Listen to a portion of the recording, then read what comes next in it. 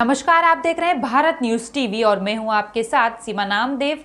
बढ़ते हैं खास खबरों की। प्रेस कॉन्फ्रेंस का डॉक्टर नरोत्तम मिश्रा ने बताया कि 24 घंटों में कोरोना के 10 प्रकरण सामने आए हैं, जिसमें 11 लोग ठीक हुए हैं। साथ ही उन्होंने बताया कि 25 सितंबर को नई योजनाओं की घोषणा की गई थी और 28 को आदेश दिए थे कि गांव, गरीब किसान की महिलाओं का सम्मान बीजेपी सरकार करेगी। बेटा बेटी की शादी होने पर सरकार अलग भूमि का टुकड़ा देगी। साथ ही प्रधानमंत्री योजना का हकदार भी बनेंगे।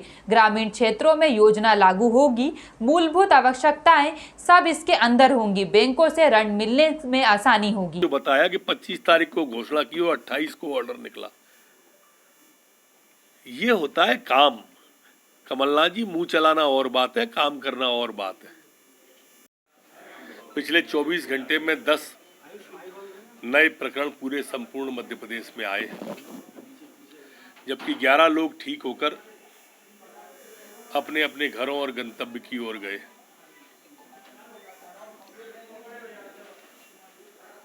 मध्य प्रदेश में संक्रमण दर 0.02% रह गई है, जबकि हमारे ठीक होने की दर अभी भी 98.6 स्थिर बनी हुई है।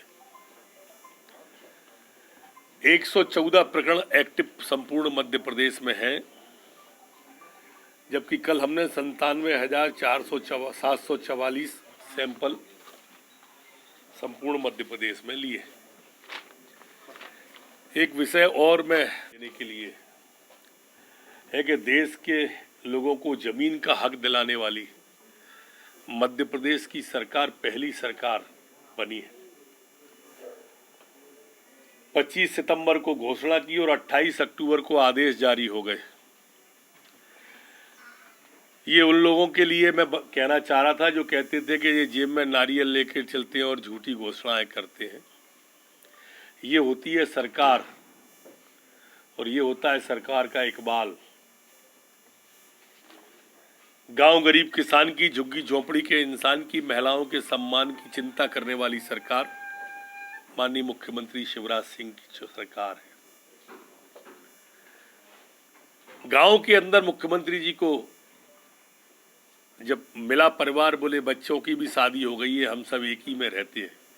पीड़ादायी प्रसंग है और इसलिए एक अलग इकाई, जिस बेटे की शादी हो गई है, बेटी की शादी हो गई है, उसे अलग इकाई माना और अलग इकाई मानकर उसे अलग भूमि का टुकड़ा देना और उस टुकड़े का मालिकाना हक देना, पट्टा देना, जिससे वो प्रधानमंत्री योजना का भी हकदार बन सके।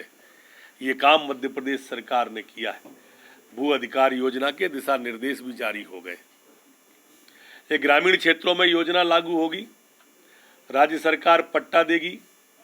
मूलभूत जो सुविधा आवश्यकताएं हैं प्रतिष्ठापूर्ण जीवन यापन के लिए, वो सब इसके अंदर होगा।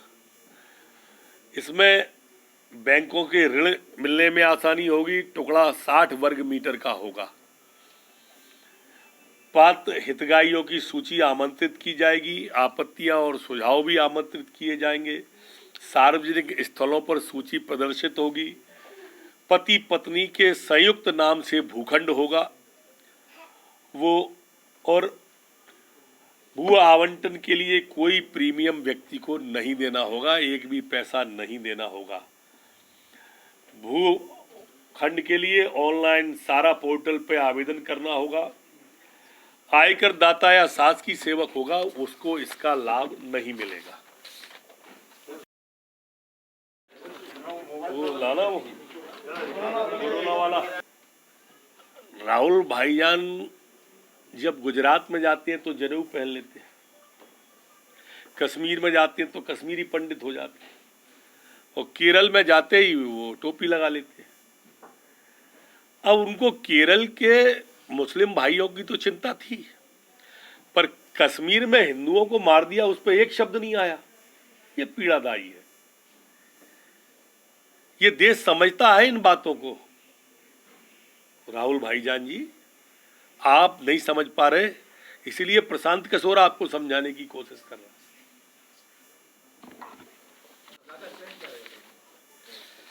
देश और प्रदेश में अपनी अपनी आस्था के अनुसार हर पर्व को, हर त्योहार को मनाने की आज़ादी है। पर्व खुशियों के साथ मनाएं। हमारी आस्था और धर्म किसी मर्यादा या सीमा का अतिक्रमण न करे। सब लोग आनंद पूर्वक मनाओ। राहुल गांधी वाला कह रहे हैं कि मुस्लिम भाइयों को सर, कमलनाथ जी ये कह रहे हैं कि खाद का जो संकट है, भाई अगर समीक्षा की जा रही है, मुख्यमंत्री तो सिर्फ झूठ परोस रहे हैं समीक्षा करके किसानों के। वैसे और कमलनाथ जी से क्या उम्मीद करते हो आप? आज तक पूरे कार्यकाल में उन्होंने कभी किसी योजना की तारीफ की है? यही सबसे ठीक जवाब है उनका। हमें उनसे प्रमाण पत्र की आवश्यकता भी नहीं है। हमें जनता से प्रमाण पत्र की आवश्यकता है।